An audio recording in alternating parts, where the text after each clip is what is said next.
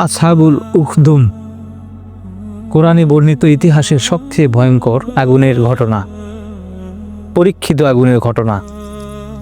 কেমন ছিল তাদের ঈমান? আসুন আজ শুনি ইসলামের ইতিহাসের সেই অগ্নিময় ঘটনাটি। ইয়েমেনের দেশের নাজরান শহরের এক নিষ্ঠুর বাচ্চা, যার নাম জুনওয়াস, সে নিজেকে প্রভু দাবি করত। সে চায় সবাই তার হুকুম মেনে চলুক, কুফরি করুক। কিন্তু ওই নাজরানের অধিবাসীরা তাকে অস্বীকার করে যে তুমি কিভাবে প্রভু হও। তো তারা তাকে অস্বীকার করে একমাত্র আল্লাহকে রব মেনে নিল। তারা ঈমান ছাড়েনি। নিষ্ঠুর রাজা ক্ষিপ্ত হয়ে গেলেন। দিন যাচ্ছে, তার অনুসারীগণ কমে যাচ্ছে। তিনি নাজরান শহরে অলিগলিতে এক একটি গর্ত খুললেন, বড় বড় গর্ত। আপনারা যদি ইয়েমেন শহরে যান তাহলে দেখবেন যে ইয়েমেন শহরে নাজরান নামক যে এলাকা আছে, ওই এলাকায় বড় বড় গর্ত করা আছে। এখনো দেখবেন, গেলে দেখতে পাবেন। তো সেই গর্ত খোঁড়া হলো এবং প্রতিটি গর্তে আগুন দেওয়া হলো। প্রতিটি গর্তে আগুন দেওয়ার পরে এই আগুনকে আর উত্তপ্ত করতে যা যা করণীয় তা করে নিল। এবং যারা আল্লাহর উপর ঈমান এনেছিল তাদের সবাইকে সৈন্য দিয়ে ধরে সারিবদ্ধভাবে দাঁড় করিয়ে দেওয়া হলো সেই গর্তের ধারে, এবং একে একে সবাইকে নিক্ষেপ করা হলো আগুনে। আর বলা হলো, আর এক দলকে বলা হলো যে তোমরা যদি আমার আনুগত্য করো তাহলে তোমাদের ছেড়ে দেব। কিন্তু কেউ তার কোনো কথা শুনল না। কোনো কথা ছাড়াই এক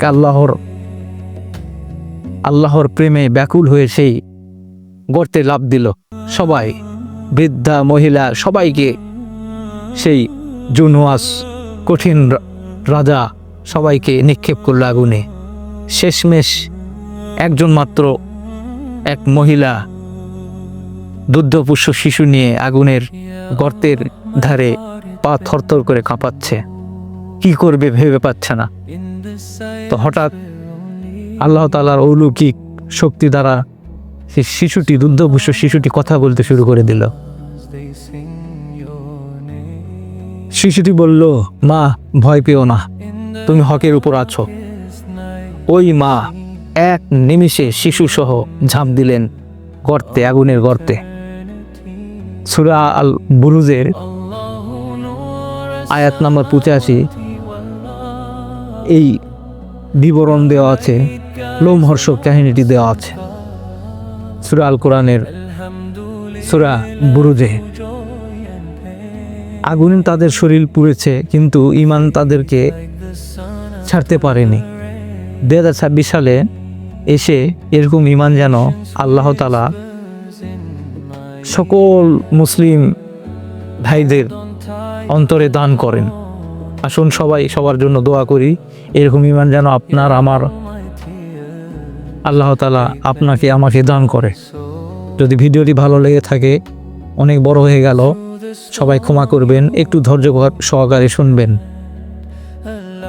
ভালো থাকবেন সবাই, সবার জন্য দোয়া রইল। আসসালামু আলাইকুম রহমতুল্লাহ।